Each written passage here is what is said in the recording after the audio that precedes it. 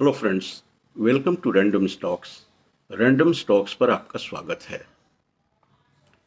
एक रिक्वेस्ट आया है धर्मवीर भारती जी का पोर्टफोलियो रिव्यू से संबंधित। वो अपने चैनल के मेंबर हैं और ये सर्विस पोर्टफोलियो रिव्यू का या स्टॉक स्पेसिफिक डिस्कशन या स्टॉक पिक का प्रिविलेज केवल मेंबर्स को ही हम दे पा रहे हैं। ये इसलिए कि इसमें काफ़ी टाइम लगता है, एनर्जी लगता है, एफर्ट लगता है और इसे बिल्कुल फ्री करना ये खुद के एफर्ट के साथ नाइंसाफ़ी है, खुद के समय के साथ नाइंसाफ़ी है और खुद के ऊर्जा के साथ नाइंसाफ़ी होगी। पोर्टफोलियो रिव्यू या स्टॉक स्पेसिफिक पिक उन्हीं को मिलेगा जो रैंडम स्टॉक्स के मेंबर हैं, वो भी फैमिली या पैटर्न के रूप में, जिसका एक नॉमिनल वैल्यू है ₹159 एंड ₹299 रेस्पेक्टिवली। मॉडल कुछ इस तरह का है कि हमारे जो डिस्क्रिप्शन है चैनल का, ये वीडियो का, उसमें ईमेल दिया हुआ है और जिन्हें भी स्टॉक स्पेसिफिक डिस्कशन या फिर व्यू पॉइंट हमारा चाहिए या फिर पोर्टफोलियो रिव्यू संबंधित कोई क्वेश्चन है तो अब वो अपने क्वेश्चंस को ashok.brainstocks@gmail.com पे ईमेल कर सकते हैं। लेकिन हाँ, प्री कंडीशन है कि he has to be a member of this channel either in family और एज ए पैट्रन। अब आइए उनके पोर्टफोलियो रिव्यू की तरफ बढ़ते हैं। इनके पोर्टफोलियो में 11 शेयर हैं और 11 शेयर हमारा जो व्यू पॉइंट है थोड़ा ज़्यादा है। तो पहला तो ये कि he should bring it to 5 stocks और 6 स्टॉक्स मैक्सिमम। इनके स्टॉक में पहला है फाइनोटेक्स केमिकल, जिसका मार्केट प्राइस है ₹230। इस कंपनी का प्राइस अर्निंग रेशियो है 22.2, ROE है 30.1। कंपनी का हाई लो रहा है 439 और 213। तो 213 से 230 मतलब ये अपने बॉटम प्राइस पे अवेलेबल है। ये कंपनी का दिसंबर में परफॉर्मेंस थोड़ा सा डिसअपॉइंटिंग था। दिसंबर 23 में इनका प्रॉफिट था 33 करोड़, जो कि दिसंबर 24 में 28 करोड़ रह गया है। अब हमारी राय है इस कंपनी को होल्ड करने की, क्योंकि इनका CAGR profit growth over 5 years has been consistently above 40% और इस भाव में एग्जिट लेना विल बी सुसाइडल। तो इस स्टॉक को अपने पोर्टफोलियो में बने रहें।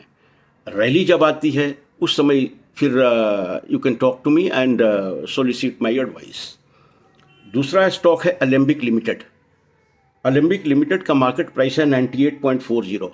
इस कंपनी का प्राइस अर्निंग रेशियो है 8.05 और ROE है 12.6। हाई लो इस कंपनी का रहा है 169 एंड 84। तो ये भी अपने बॉटम प्राइस के आसपास ही अवेलेबल है। इस कंपनी का डिविडेंड पे आउट काफ़ी बढ़िया रहा है। They are paying dividend of 24.5% और इनके डेटस का डेज जो 62 डेज का था, that has been reduce to 45 days. So operational level पे ये काफ़ी इनका ठीक ठाक प्रदर्शन आया है, इसलिए हम इनको होल्ड की सलाह देंगे। क्योंकि ये सब सेक्टर अभी फोकस में नहीं है, इसलिए इसमें उस तरह का ग्रोथ तो प्राइस में आना मुश्किल है, लेकिन फंडामेंटली ये कंपनी काफ़ी ठीक ठाक दिखती है और इससे एग्जिट रैली में ही लेने की सलाह दी जाती है। इस प्राइस में आप बने रहें। तीसरा है CDSL का, मार्केट प्राइस है 1220 का। प्राइस अर्निंग रेशियो इस कंपनी का है 46, ROE 31 और हाई लो रहा है 1990 और 863। दिसंबर 23 में इनका प्रॉफिट था 107 करोड़, जो कि दिसंबर 24 में 130 करोड़ हो गया है। ये एक ऐसी कंपनी है जिसका भविष्य के बारे में हमें कोई शंका नहीं है। It will just fly with time, क्योंकि ये एक बड़ा ही नीश सेक्टर में काम कर रही है। वहाँ पे मोनोपोली टाइप का इनका बिजनेस है, इसलिए मार्केट कंडीशन के हिसाब से ये प्राइस में थोड़ा सा इनका डिटोरिएशन आया है। अदरवाइज ये कंपनी बहुत ही हाई पेडिग्री की कंपनी है और इसमें बने रहने की और ऐड करने की हमारी सलाह होगी। चौथी कंपनी की तरफ बढ़ते हैं, सुब्रोस लिमिटेड का है।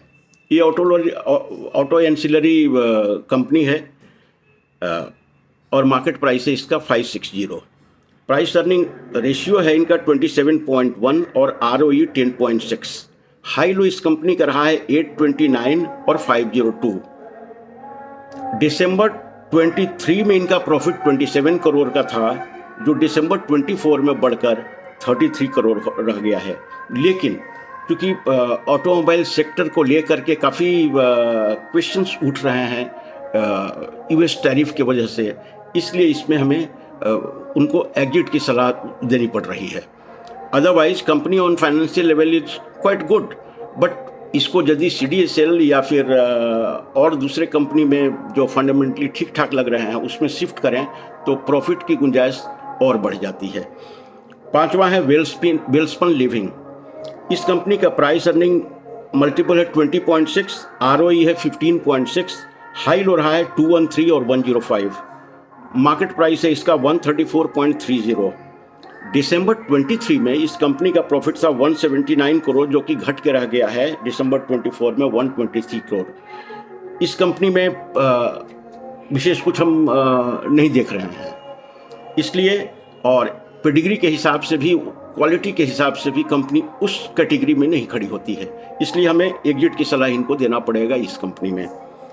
एरोफ्लेक्स एक काफ़ी प्रोमिसिंग कंपनी है जिसका मार्केट प्राइस है 170 रुपीज़।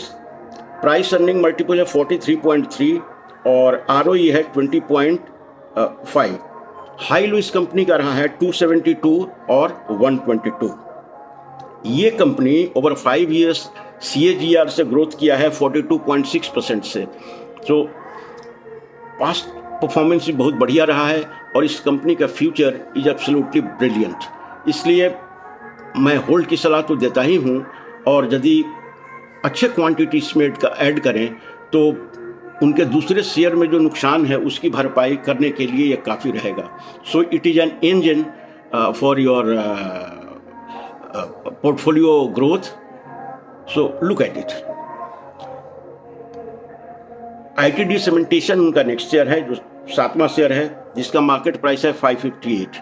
अब ये अडानी ग्रुप की कंपनी हो गई है और अडानी ग्रुप पे कॉल लेना बहुत ही डेंजरस है, और मेरी अडानी ग्रुप से उनके ग्रुप कंपनीज पे राय ठीक ठाक नहीं है, लेकिन फाइनेंशियल्स मैटर करते हैं क्योंकि बहुत पुरानी कंपनी है और अभी हाल में ही अडानी ने इनको खरीदने की कोशिश किया है या खरीद लिया होगा। I am not so clear about it. इस कंपनी का प्राइस अर्निंग मल्टीपल है 27.4 और ROE है 20। प्रॉफिट ग्रोथ इनका ओवर 5 ईयर्स CAGR रहा है 26.4%। So very brilliant performance. तो परफॉर्मेंस के हिसाब से ये कंपनी काफ़ी ठीक ठाक रही है, लेकिन इस प्राइस पे मेरी सलाह होगी कि एग्जिट लें और CDSL या एरोफ्लेक्स में पोजीशन बनाएं। इससे उनका पोर्टफोलियो का साइज भी कम हो जाएगा in terms of number of shares, और काफ़ी एक प्रॉमिसिंग कंपनी के साथ जुड़ जाएंगे। 8वीं कंपनी है HBL लिमिटेड, जिसका मार्केट प्राइस है 474 का और हाई लो कंपनी का रहा है 740 और 404।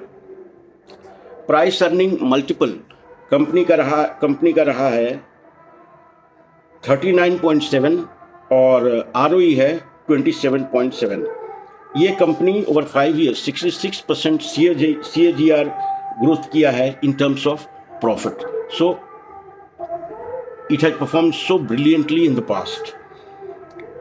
दिसंबर क्वार्टर के जो नतीजे आए थे 24 में, दैट वाज स्लाइटली डिसअपॉइंटिंग, इसलिए कंपनी के प्राइसेस में थोड़े करेक्शन आए हैं।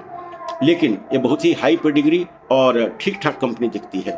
लेकिन एक प्रॉब्लम इस कंपनी के साथ है, क्योंकि ये ई-कॉमर्स मोबिलिटी में काम करती है और उस सेक्टर को लेकर के काफ़ी सारे सवाल उठ खड़े हुए हैं।